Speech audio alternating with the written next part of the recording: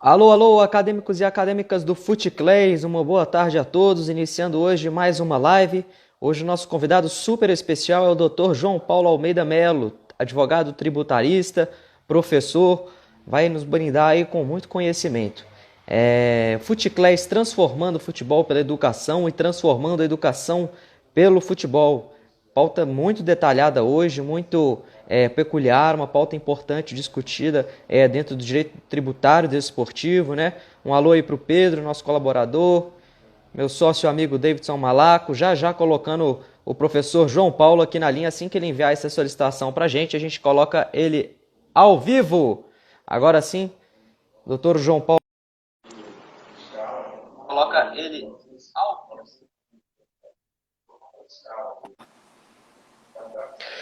Uma boa tarde, professor. Me escuta bem? Boa tarde, Caio. Tudo bem? Estou te escutando muito bem. Muito obrigado, viu? Maravilha. O pessoal que estiver aí na live pode ir nos informando também se o som tá legal, se a imagem tá legal, qualquer problema técnico, nos informe. Professor, primeiramente, muito obrigado por ter atendido o nosso convite do FuteClays. É uma honra recebê-lo aqui, grande conhecedor do direito tributário. Eu que tive a oportunidade de ser seu aluno na PUC, um dos professores que mais me marcou na faculdade. Então, para mim é uma honra estar agora entrevistando o senhor aqui e falando um pouco sobre essa interseção tão polêmica e tão falada, né, do direito tributário com o direito desportivo. Muito obrigado. Ô, Caio, eu que agradeço o convite. É uma grande satisfação estar aqui, né? Poder conversar um pouco com você sobre o direito tributário, de poder também, né, passar algum tipo de experiência, de informação e para todos que estão nos assistindo. E que por essa razão, inclusive, faço cumprimentos a todos que estão aqui online, né? Porque eu sempre digo o seguinte, Caio, que a razão de todo e qualquer evento inclusive por Instagram, é o público que está presente. Então é uma satisfação estar aqui, eu cumprimento a todos que estão aqui online conosco e espero sinceramente que te marquei pelo lado positivo, não pelo lado negativo, na condição de professor lá na PUC. Mas sempre disse que eu tenho um grande carinho por você, sempre soube que você era muito focado nessa parte ligado ao direito desportivo, ao futebol.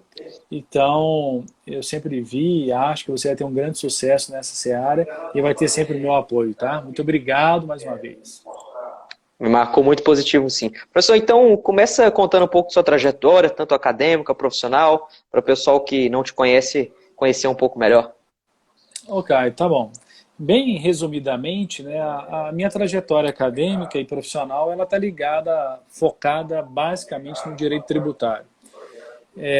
Foi uma opção minha quando formei, né, de focar no direito tributário. Eu acho que a gente tem que fazer uma relação com outros segmentos do direito sempre necessariamente, ou seja, não adianta dizermos somente que conhecemos o direito tributário, é importante você também ligar com outras searas do direito. Então, eu me formei, né, e trabalhei em dois escritórios antes de ter o meu próprio, né, e hoje eu tenho o meu escritório, que é a Almeida Melo Sociedade de Advogados, e que hoje é voltado assim basicamente não, na sua maior parte para o direito tributário, até mesmo porque é a minha especialidade. Então, na área profissional hoje, eu posso dizer que já advogo aí há mais de 10 anos no direito tributário, mas eu também sempre conciliei a parte acadêmica. Então, eu fiz minha pós-graduação, meu mestrado, estou fazendo meu doutorado, sou professor concursado lá na PUC, tanto na pós-graduação quanto na graduação também. Sempre achei muito importante fazer esse link da parte acadêmica, da academia com a parte prática, né, do dia a dia, e no caso da advocacia tributária. Então, em síntese, é isso, né? Hoje sou presidente da Comissão de Direito Tributário da OAB de Minas, estou na comissão da OAB Federal de Direito Tributário, sou diretor da Abradt, sou conselheiro seccional da OAB de Minas, enfim. A gente tenta conciliar aí, na medida do possível, do tempo, essas funções, essas atribuições que nos são confiadas. Bacana, muito interessante. Professor, o senhor recentemente liderou aí, né, um processo importante dentro do Cruzeiro Esporte Clube, o Cruzeiro que acabou sendo excluído do Profut pela inadimplência, né, o Profut que é um grande programa de refinanciamento das dívidas com a União, que os clubes dependem muito disso. Como que foi essa guerra judicial aí? Claro que ainda o senhor conseguiu uma tutela, ainda não é em definitivo. Conta um pouco da trajetória dos bastidores, qual a estratégia jurídica adotada pelo escritório. Ô, Caio, realmente, até por ser cruzeirense, isso às vezes pode desagradar um pouco os atleticanos, né? Mas por ser cruzeirense, eu fui procurado, né, por dois profissionais que estão lá dentro do Cruzeiro hoje. Um deles você conhece, que é o professor Cifuentes, né? E o outro é o Dr. Cris Bretas, que hoje é superintendente jurídico do Cruzeiro. E eu, como cruzeirense que sou, e atuante na área tributária e ciente, né, de um dos problemas que o Cruzeiro tinha exatamente no direito tributário, né, eles me pediram para analisar as questões que envolvem, né, o direito tributário do Cruzeiro, e dentre elas, essa questão do Profut. Então foi o primeiro plano de ação que nós tivemos mesmo, né, pela relevância que se tem, porque a lei do Profut faz com que haja uma redução muito importante dos tributos que são devidos para com a União Federal. Então, o fato de estar no Profut reduz substancialmente o passivo, né, com a União Federal e, obviamente, por corolário lógico disso, a exclusão do Profut faz com que a dívida restabeleça e ela fique no montante em que se tem conhecimento público e notório, já que os meios de informação, né, a mídia toda, vem a noticiar. Quando, né, fomos analisar o tema em questão, achava a tese muito difícil, porque o Cruzeiro teria ficado, acho que eu não me sinto desconfortável de dizer isso, porque é um fato público notório. Não acho que é uma violação de sigilo de cliente, né? Então acho que isso é muito importante. Eu sempre acho que temos que pautar pelas questões éticas. Então hoje, pelo regularismo da PFN, todo mundo tem acesso aos passivos de todos os CNPJs do Brasil, inclusive do Cruzeiro, e também pelo fato de que o motivo de exclusão do Cruzeiro do Profut foi o fato de deixar 3 parcelas em aberto, né? O escritório, quando pegou a demanda, né, identificou que o Cruzeiro não pagava parcelas desde junho de 2019. E o fato de exclusão foi em outubro de 2019, que foi um ato declaratório da Receita excluindo o Cruzeiro do Profut. Então, configurou ali, Caio, e a todos que estão nos ouvindo, a hipótese de exclusão do Cruzeiro do Profut, qual seja, deixar de pagar 3 parcelas ou mais do Profut. É uma hipótese legal, direta e objetiva.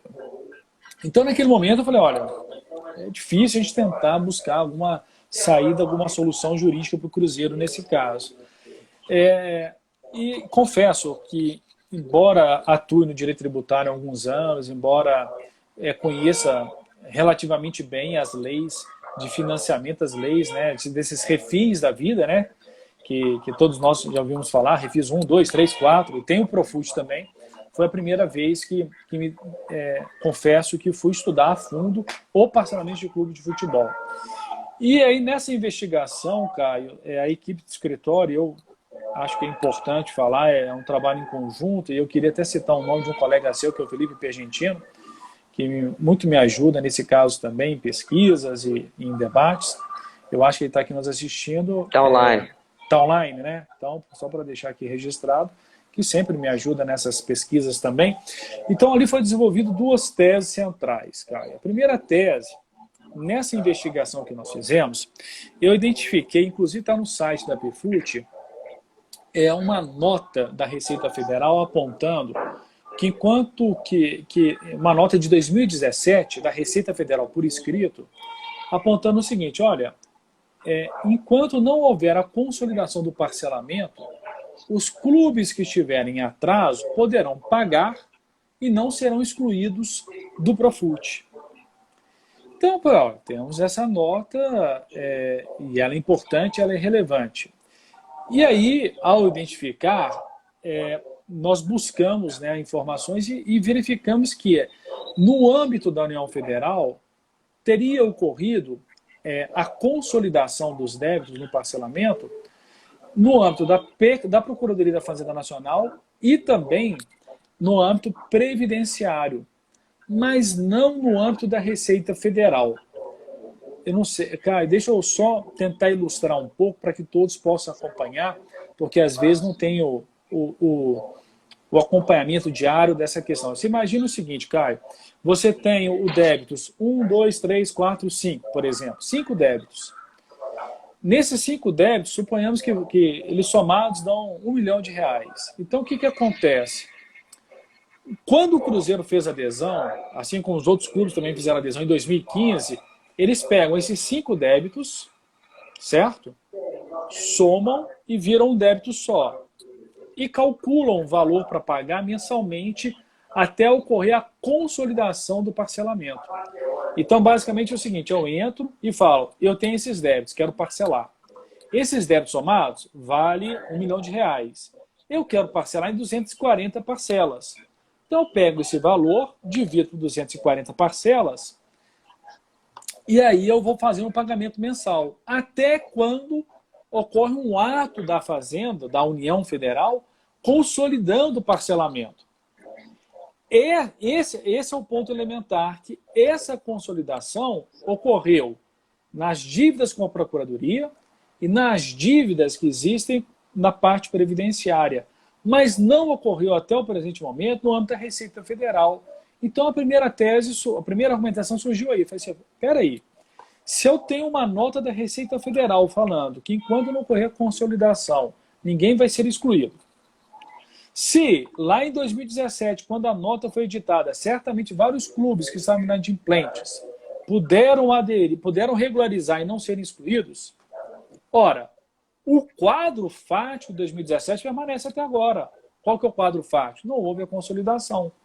Então, nisso gera a tese dos seguintes termos, que há o princípio da segurança, o princípio da confiança dos atos, da segurança jurídica, e mais do que isso, o princípio da igualdade. Outros clubes puderam se valer disso em 2017 e, posteriormente, por que não o Cruzeiro naquele momento?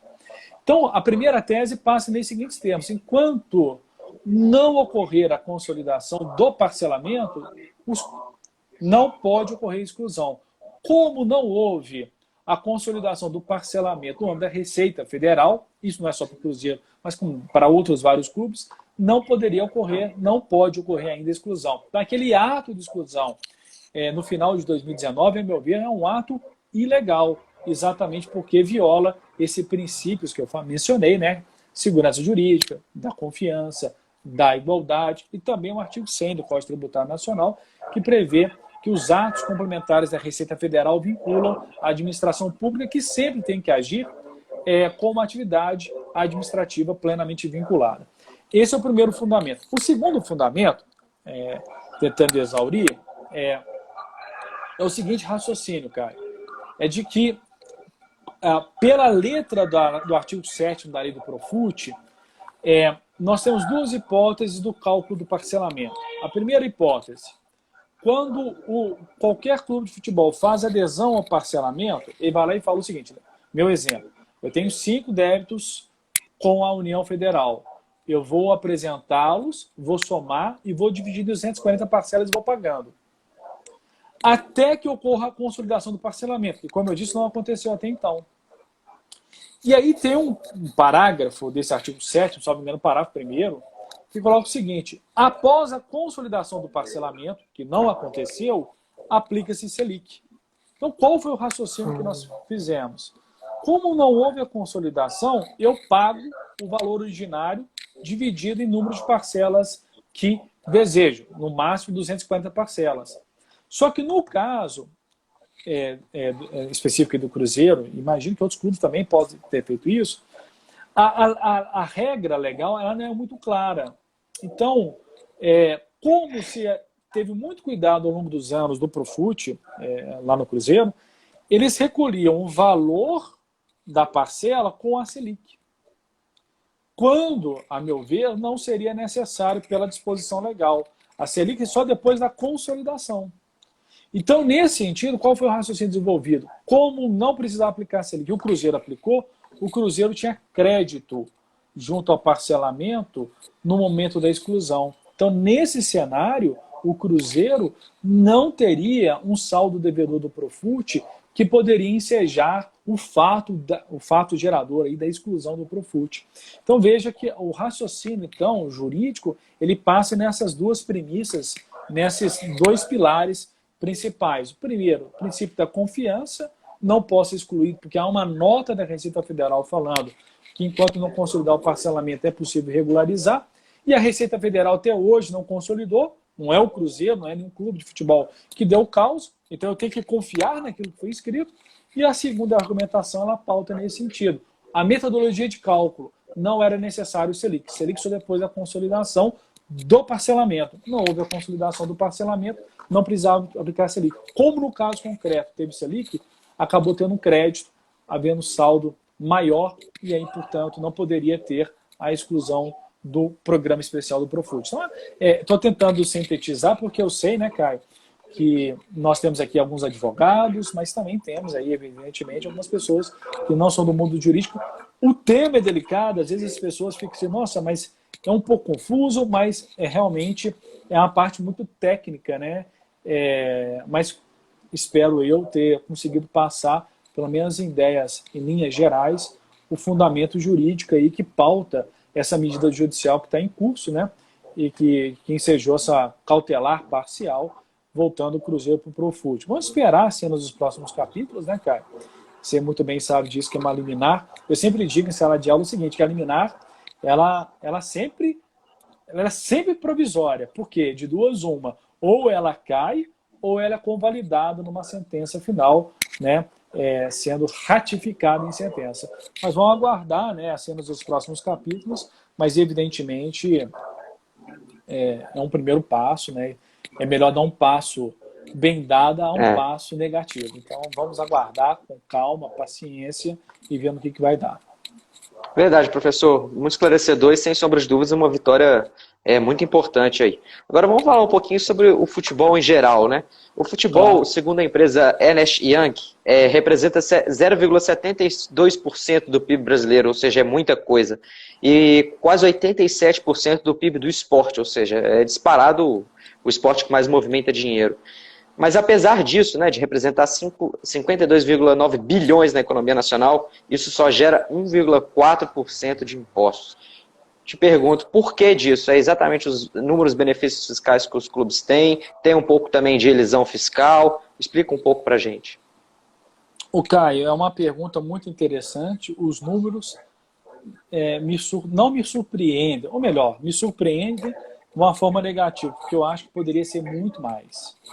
Eu acho que o Brasil, querendo ou não, né, é o berço do futebol, é onde nós temos os nossos craques, é onde que o talento é natural, né? Enquanto os outros clubes treinam, os outros países, né, as outras seleções têm que treinar bastante para tentar apurar a melhor técnica, mas eu acho que inquestionavelmente, em termos de talento pessoal, não vejo outros países, Brasil e Argentina, como celeiro de craque, naturalmente.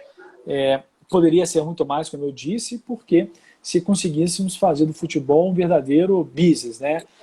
Comparativamente, claro, com as suas devidas proporções em questões econômicas, o que acontece com o futebol americano nos Estados Unidos, o próprio basquetebol, né? O basquete nos Estados Unidos. Nós somos os melhores, ainda somos, é o único que é pentacampeão, então claro que essa ligação está muito voltada para a parte de economia e de força de moeda, né? Hoje o real tão desvalorizado, mas evidentemente poderia ser melhor explorado e a gente poderia, com o talento pessoal que existe, né? O celeiro de craques que nós temos, se profissionalizasse mais, e que hoje a gente vê muitos, inclusive o seu caso, né, tentando profissionalizar cada vez mais o futebol, se tivéssemos um viés mais profissional, com o talento pessoal que temos aqui, com o celeiro de craque que nós temos, certamente a gente seria aí quase que um dream team do basquete dos Estados Unidos, nós seríamos no futebol. Mas relativamente a sua pergunta, cara, é sempre uma linha muito tênue, né? Porque por que há uma tributação diferenciada para os clubes de futebol? Porque os clubes de futebol, embora movimentem muito um recurso que às vezes assusta as pessoas, né? Nós estamos falando de bilhões de reais, acaba que esses clubes de futebol fazem jus a uma desoneração tributária por serem enquadradas como entidades sem fins lucrativos.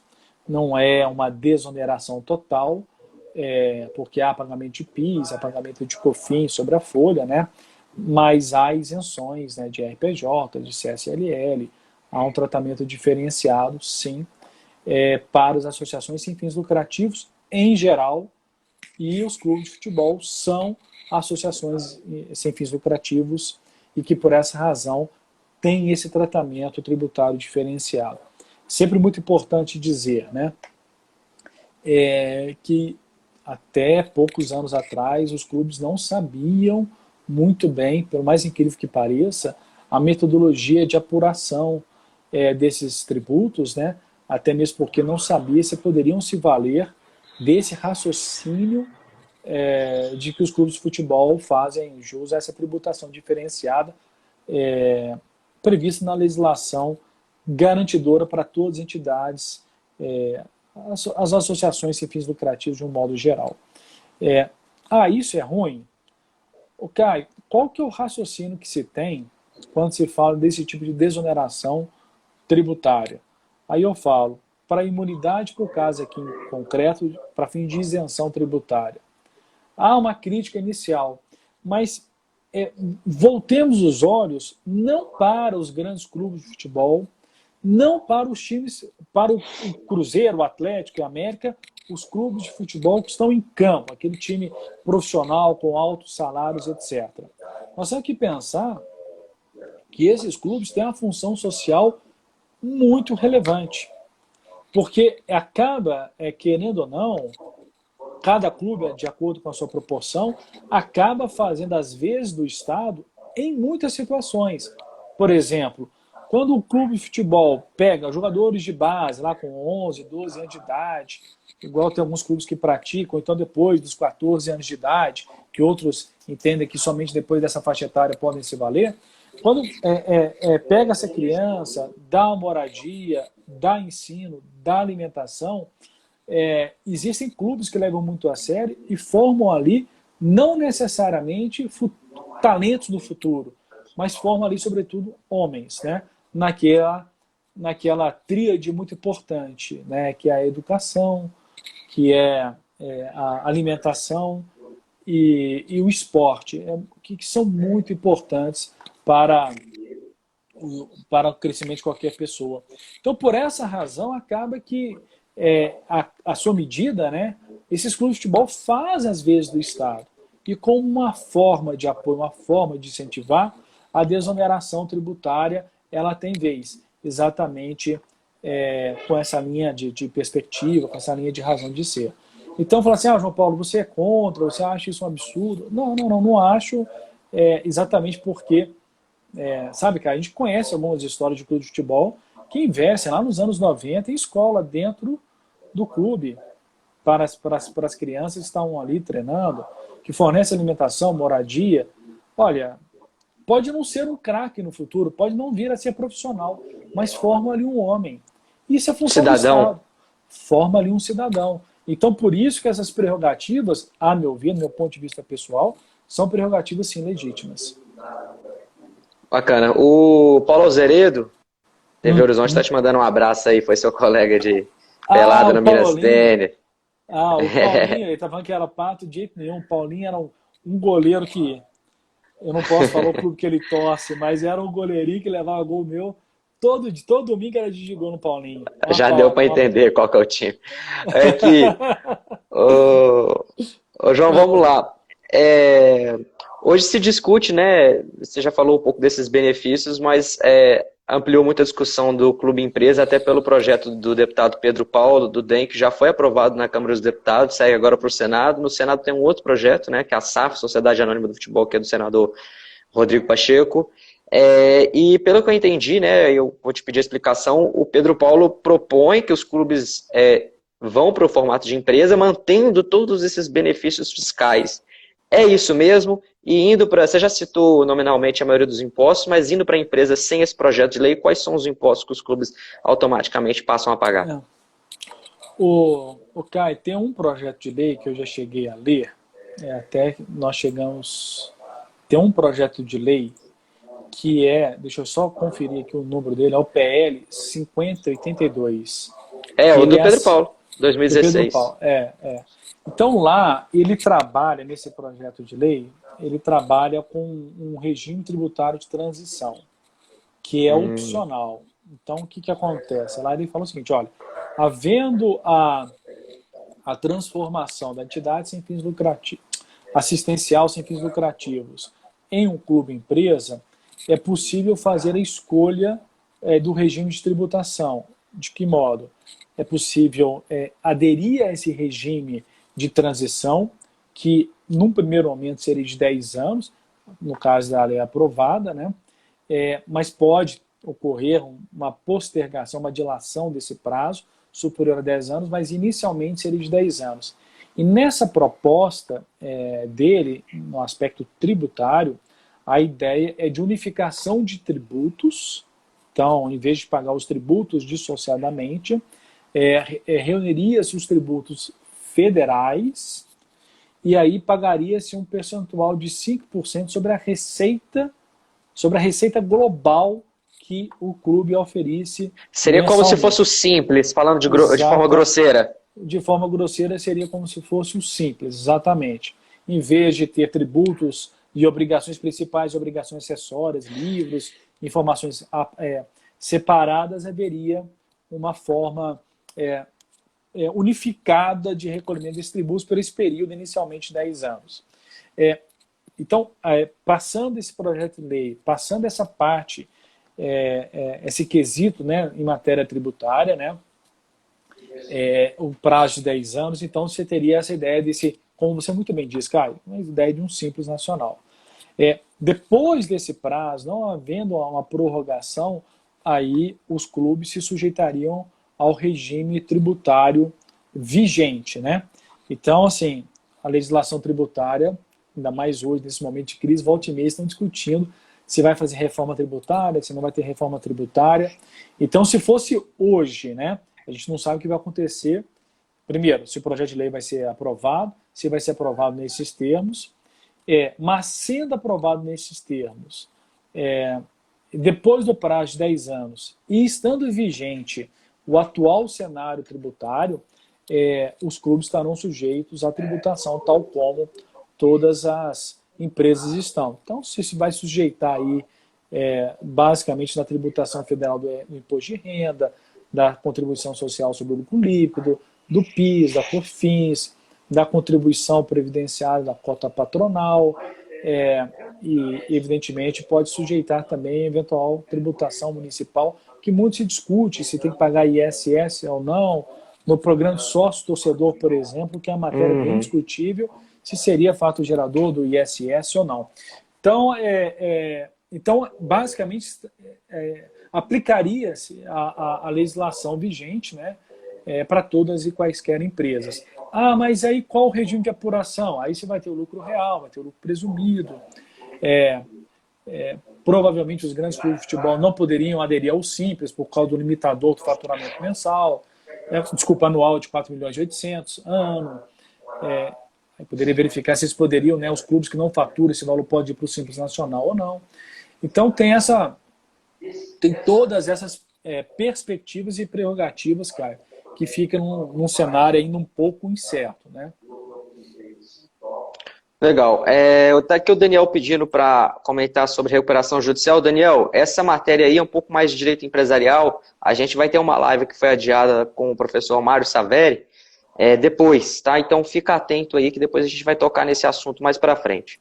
Mas vamos lá, doutor. A gente falou aí, você falou dos benefícios fiscais dos clubes, já teve Refis 1, já teve Refis 2, Time Mania, né, que veio também para ajudar os clubes um pouco, Profut, e mesmo assim os clubes aumentam a arrecadação, mas aumentam o endividamento. E aí, é falta de gestão mesmo? É falta de um advogado tributarista competente como o senhor? É um escritório atrelado ao clube para poder diminuir isso? Que mazela que é essa que a gente tem no futebol brasileiro? Ô Caio, eu acho que é uma reunião de fatores, né? Não acho que... É claro que um escritório, um tributarista sempre pode ajudar, né? A gente sempre fala que o tributarista analisando o balanço, analisando as questões inerentes aos tributos que estão sendo recolhidos, né? Pode vir a surgir oportunidades, digamos assim, para reduzir a carga tributária. Mas, assim, não sou um grande conhecedor, porque não estou dentro de vários clubes de futebol, mas eu sou um apaixonado pelo futebol, eu acompanho e tenho visto hoje cada vez mais jornalistas se especializando em leitura de balanço, em leitura de governança, em leitura daquilo que os clubes de futebol estão fazendo. A visão que eu tenho um pouco de fora, sabe, Caio, é de que existe, primeiro, a falta de conhecimento, né? Existe uma falta de responsabilidade de muitos gestores no futebol brasileiro. O que significa dizer? O cara chega lá, e isso não é só o direito tributário, isso eu falo no sentido amplo. A questão, meu colega aí, o Luiz Felipe Zoni, está falando bastante aí, inclusive, de governança, de Uhum. observância, Compliance. compliance, isso tudo é muito importante, mas a ideia que se tem é a seguinte, olha, o clube não tem dono, né? O dono não tem um proprietário, então o cara está lá presidente, o cara está lá como diretor e ele quer pensar no seguinte, em resultado.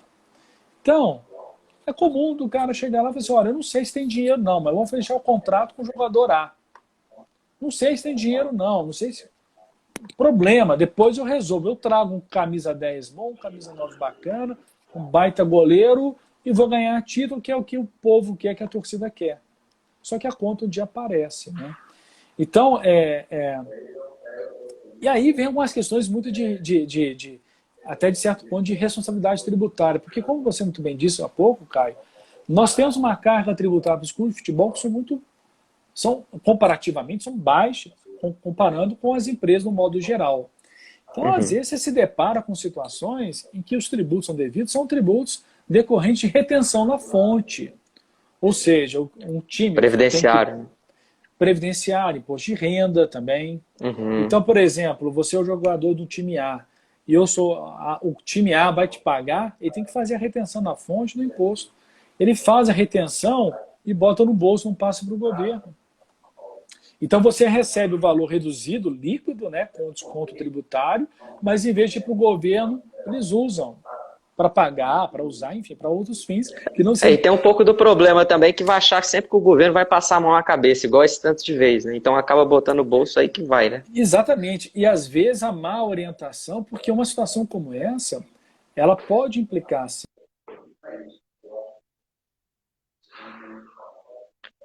Acho que travou um pouquinho aí agora, doutor João Paulo, vamos ver se volta.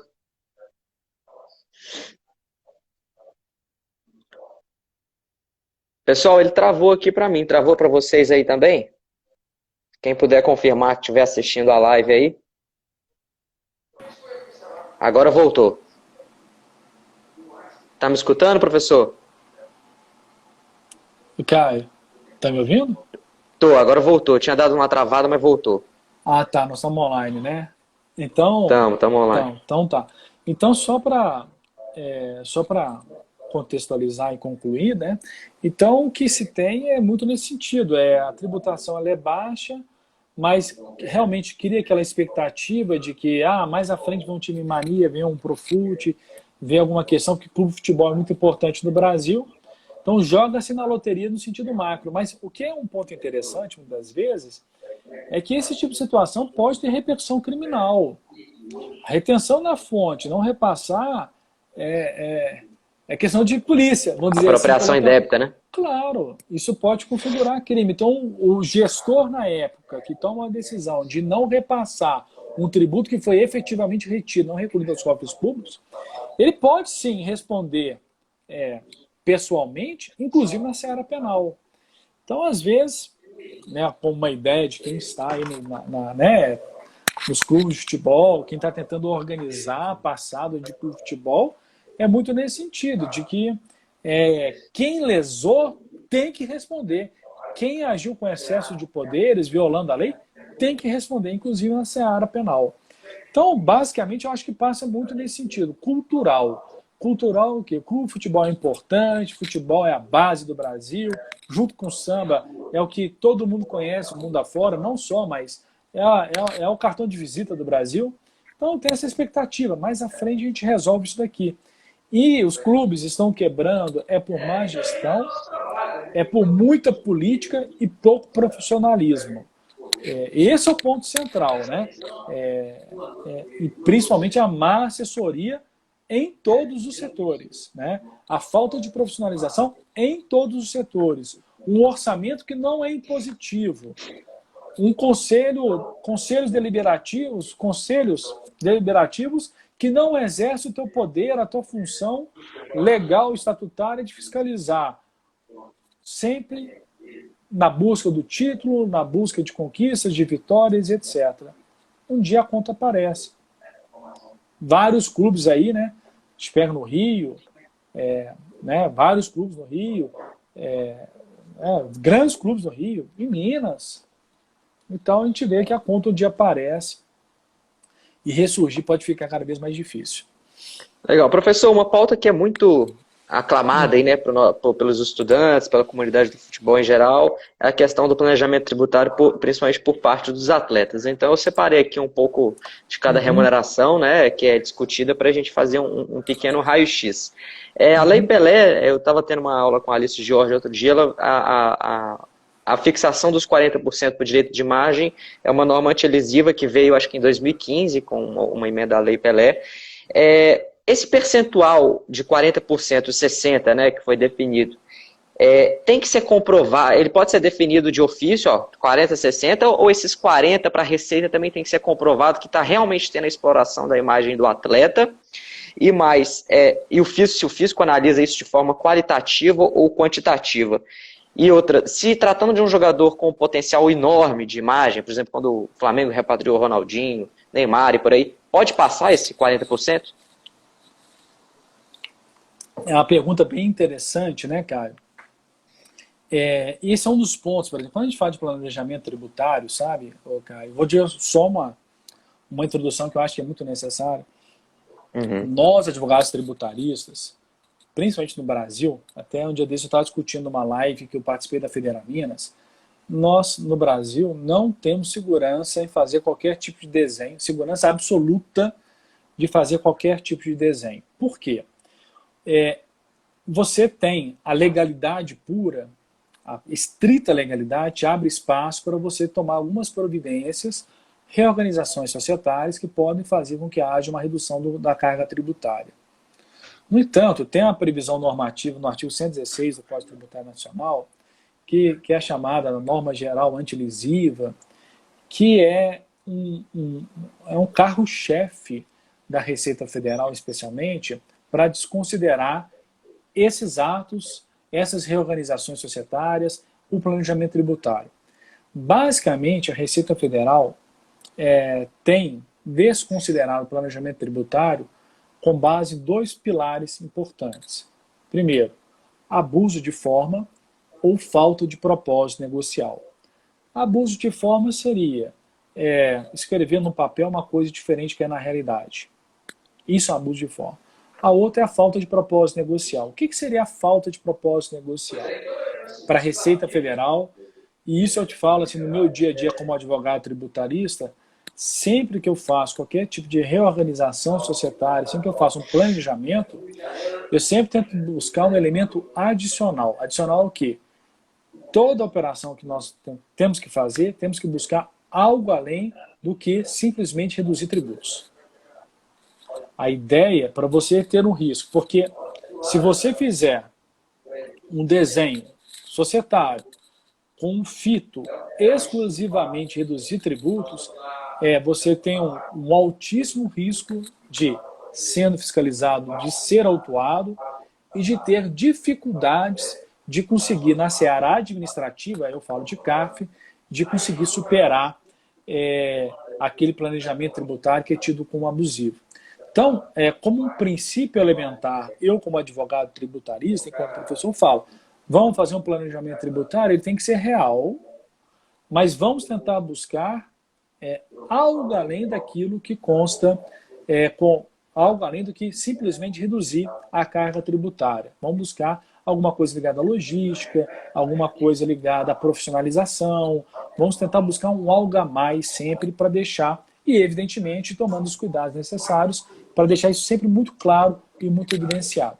Nesse caso específico, né, a gente sabe que é uma praxe que acontece no mercado de futebol, né, do direito de imagem, exatamente pelo fato de não ter a natureza trabalhista, aí você consegue reduzir alguns encargos diretos e indiretos, então era muito normal de se pagar, né, um valor maior a título de direito de imagem, e um valor de título de direito de imagem e o outro valor referente aos próximos vencimentos dos jogadores, né? Me parece, em termos de segurança jurídica, comparativamente com outros segmentos que eu conheço, quando a lei coloca esse patamar de 40 a 60, me parece que trabalha com uma regra positiva.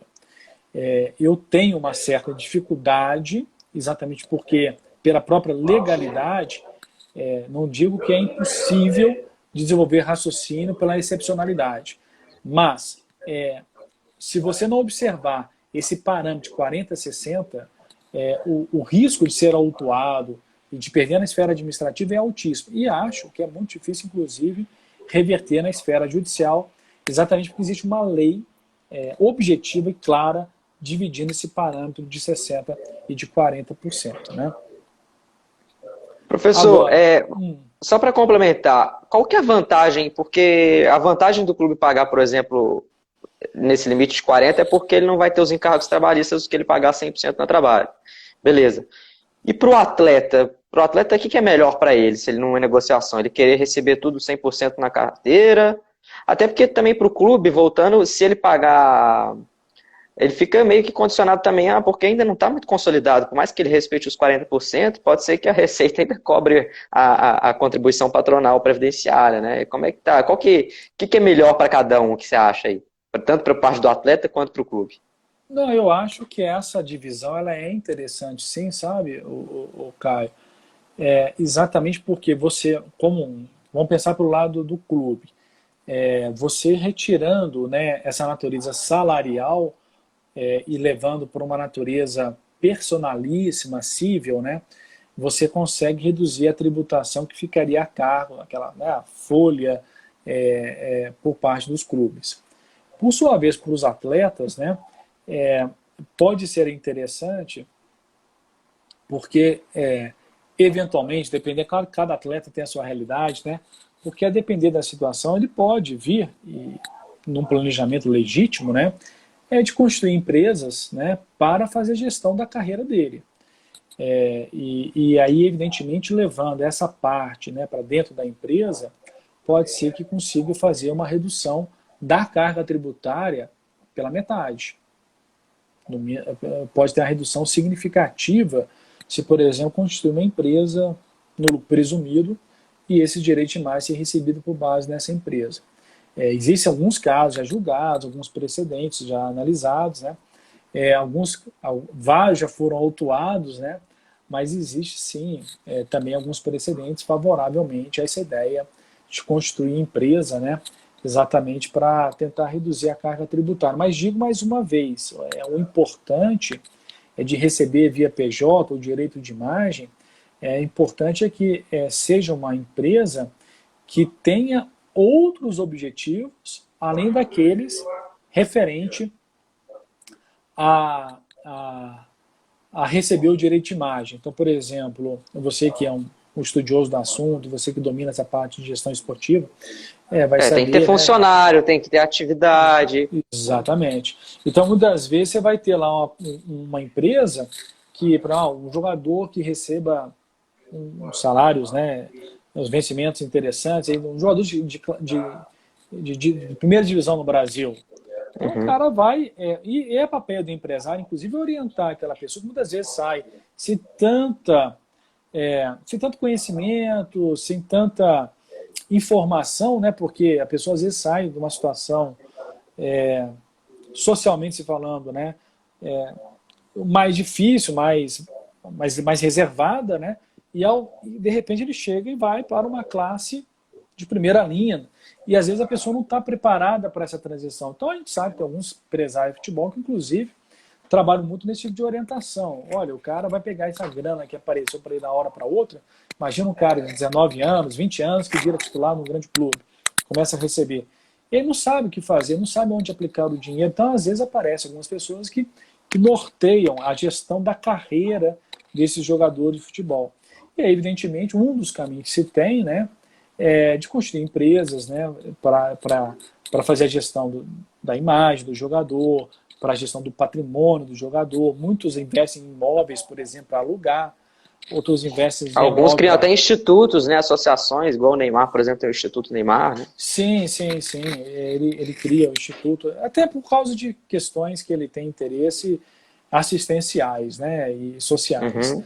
Mas, então, a ideia de levar isso para uma empresa, que não estou dizendo aqui que não há risco de ser autuado, de não ter mão de obra para a Receita Federal. Há a possibilidade, sim, né, de uma vez acontecendo esse tipo de fiscalização, de conseguir sustentar e demonstrar que é um planejamento tributário lícito. E o professor vai incidir imposto de renda, já que porque teoricamente é uma verba indenizatória, né? Você está indenizando o atleta pelo uso da imagem dele, que é até constitucionalmente respaldado, ou não? Não vejo sendo como um caráter indenizatório, não. Não vejo como um caráter de reparar pelo uso de imagem. Há teses discutindo nesse sentido, né, de que o direito de imagem teria esse caráter indenizatório, mas a perspectiva que se tem é um caráter remuneratório. Vai explorar a tua imagem e você vai receber por isso. Então, é aquela ideia, né? O jogador de futebol tem o direito de imagem para quê? Por exemplo, um clube de futebol vai lançar um sócio-torcedor. Quem é que faz a Uhum. campanha na televisão? Está lá o jogador de futebol. A Agora ele aparição com os recebe. patrocinadores, né? Exatamente, entrevistas, vestir. Então, isso tudo faz parte do direito de imagem, né? O patrocínio que ele, porventura, vem receber especificamente de uma grande marca esportiva. Então, ele vai levar isso tudo para a empresa dele, né? Exatamente fazer gestão da carreira que ele tem. Mas agora, professor, então o direito de imagem, pelo que eu dei uma estudada, ele já está consolidado. Tudo bem que é no âmbito da justiça do trabalho, como não tem natureza salarial, ele tem natureza civil. E o direito de arena, como é que está isso? Ele já vai no mesmo caminho? Porque por mais que seja um direito coletivo, né, do espetáculo, o que muda é porque um é personalismo do indivíduo, o outro é coletivo. Como é que está o direito de arena nessa análise tributária? Na análise, pelo que eu pude verificar, assim, na análise tanto do direito trabalhista, me parece, pode até me retificar, que também há um entendimento que a natureza do direito de arena seria natureza civil e não trabalhista. Agora, o que é importante se colocar em mente, tanto no caso do direito de imagem como no direito de arena, Caio, é de que, embora não tenha natureza salarial, isso não quer dizer que não vai ter a natureza tributária. Por quê? Não ter natureza salarial significa dizer que a parte de contribuição previdenciária, folha de salário, ela é afastada. Mas, por outro lado, há um acréscimo patrimonial nessa hipótese. Então, uma pessoa que receba o direito de arena, um jogador que receba o direito de arena, ou que receba pelo seu direito, né, pelo uso da imagem, ele acaba recebendo quantia por aquilo e aquilo acrescenta o seu patrimônio pré-existente. Então, significa que há um acréscimo patrimonial, que é exatamente o fato gerador do imposto de renda no Brasil. Então, não sei se eu estou sendo muito claro, né? Então, quando você fala no imposto de renda, no Brasil, diferentemente de outros países, o fato do imposto de renda seria o quê? Eu tenho um patrimônio. Se eu recebo algum valor que vai aumentar esse meu patrimônio, isso é fato gerador do imposto de renda. A grande linha tênue disso é o seguinte: se eu tenho uma reposição patrimonial, repor não é acrescentar.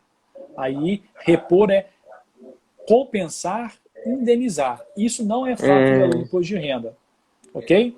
Entendi. Agora, se você tem uma situação atual hoje e amanhã você vem a receber valores que vão agregar o seu patrimônio, isso é fato gerador do imposto de renda.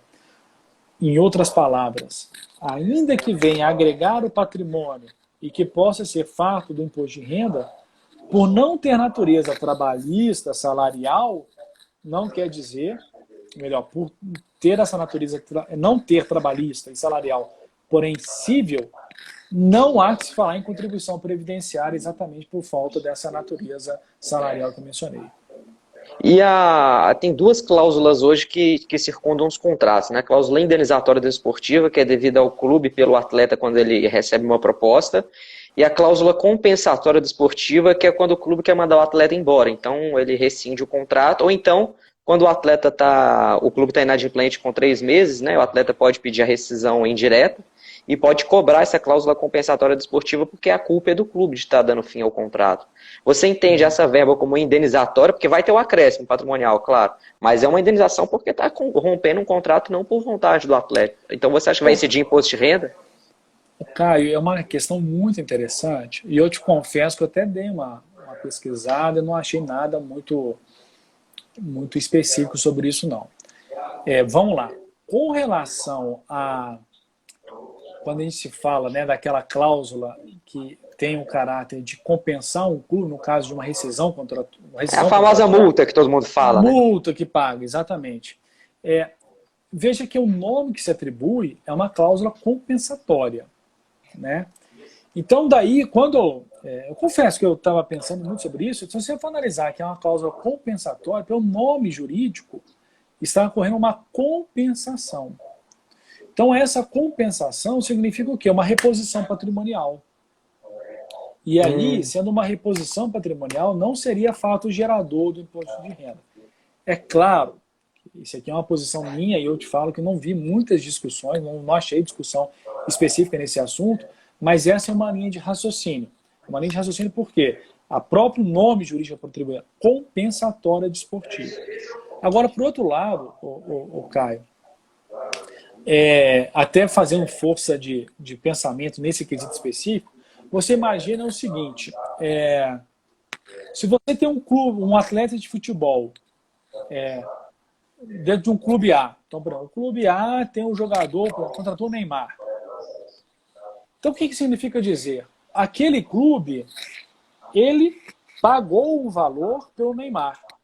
Então, significa que ele tirou, por exemplo, quanto que custa o Neymar hoje, a verba indenizatória, a verba compensatória dele lá hoje, você sabe, no PSG? Não, é porque vai depender da legislação do país, porque Isso, na legislação brasileira a verba compensatória é até acho que 200 vezes o salário do atleta ou o tanto que ele falta para receber no final do contrato. E lá, porque lá eu não sei a legislação. Então vamos pegar aqui, qual que é o melhor jogador no Brasil hoje? Põe o Gabigol aí, por exemplo, o Bruno Gabigol. Henrique. Isso. Então, quanto será a cláusula compensatória dele? Então, você imagina o seguinte, vamos pegar o caso do Bruno Henrique, ou que eu não sei se o Gabigol foi comprado pelo Flamengo ou não, se está emprestado ainda. Mas o Bruno Henrique foi comprado junto ao Santos. Então, significa que o Flamengo, ele teve que pegar recursos... Mas aí no caso é a cláusula indenizatória, né? O quê? Aí quando o clube contratou ele de outro, é a cláusula indenizatória que paga. Sim. A compensatória é a demissão do atleta, por exemplo. Isso. A cláusula indenizatória... Eu fiz só uma inversão da cláusula. A cláusula indenizatória é aquela que o clube paga para liberar o jogador para ele vir vestir a sua camisa. Então, na cláusula indenizatória, até os nomes são muito parecidos. A indenizatória, indenizar. O que é indenizar? O que é compensar? O nome das duas cláusulas se assemelham bastante. Seria o quê? Repor o patrimônio que foi modificado. Então, a reposição não acresce. Indenizar não é acrescer o patrimônio pré-existente. Compensar é repor uma situação sem acrescentar por algo. Agora, no caso da cláusula indenizatória, e aí eu vou entrar nesse ponto em específico, você imagina no caso do Bruno Henrique, o Caio, o Flamengo foi lá e pagou quanto pelo Bruno Henrique? Sei lá, 20 milhões, 30 milhões, há 2 anos atrás. Então, naquele momento, o Flamengo teve uma mutação patrimonial. O que é uma mutação patrimonial? O Flamengo deixou de ter 20 milhões em caixa, mas passou a ter o quê? Direitos com relação àquele jogador. E isso é uma mutação patrimonial. Agora, por exemplo, se o Flamengo vendeu o Bruno Henrique hoje, vender ele por 30 milhões, qual que é a linha de raciocínio que pode surgir? É uma cláusula indenizatória. Pelo nome jurídico, tem caráter indenizatório, não é fato gerador do imposto de renda. Sucessivamente a isso, uma visão um pouco mais restritiva, certamente a base de cálculo do imposto de renda, eventualmente a se pagar, não seria o valor de 30 milhões de reais, mas seria a diferença de 30 e 20, porque pagou 20 e vendeu por 30. Então o acréscimo, se porventura existisse, seria com a base de cálculo de 10 milhões. Mas é importante ressaltar que no caso de imposto de renda, os clubes têm isenção tributária. Então, no atual contexto, não teria nenhum efeito prático para fins de imposto de renda, ICS e ILL, exatamente por causa desse tratamento diferenciado. E a cláusula compensatória, essa sim que tem a hipótese, né, prevista na legislação também, no caso de mandar o jogador embora de forma imotivada, no caso de não pagar o salário do jogador, né, o nome iuris utilizado também é compensação. Então, isso poderia ser utilizado também para o jogador a receber, como não sendo fato gerador do imposto de renda. Porque imagina o seguinte, se o clube de futebol deixou de pagar 3 meses de salário para o jogador, ali ele pode buscar a rescisão do contrato exatamente na falta de pagamento. Isso não afasta o dever do clube depois ter que pagar os valores remanescentes do contrato. E aí ainda cabe essa compensação que a legislação assim prevê. Então, assim, nesse ponto específico, resumindo tudo aqui, não vi muita discussão com relação a esses pontos. No caso da cláusula indenizatória, muito provavelmente por causa da isenção do imposto de renda que os clubes de futebol têm, e no caso da cláusula compensatória, eu imagino que seria discutível exatamente por esse fato do nome jurídico que foi aplicado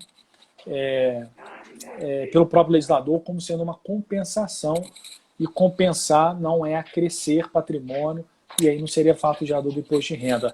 Esse ponto específico ficaria sob discussão, embora eu tenha esse entendimento inicial de que seria defensável o não pagamento aí de impostos. Certo, professor. Batemos quase 1 hora aí, com o Instagram ele cai depois de 1 hora, então tinha até 2 perguntinhas sobre bicho e luvas aqui, mas aí depois a gente faz um novo bate-papo aí, só te agradecer pelo tempo aí, muito obrigado. Perfeito, foi muito valoroso, um aprendizado bastante aí com a gente. Caio, muito obrigado pela paciência, obrigado pelas perguntas, obrigado pela oportunidade, agradeço a todos aí que estão nos assistindo, né?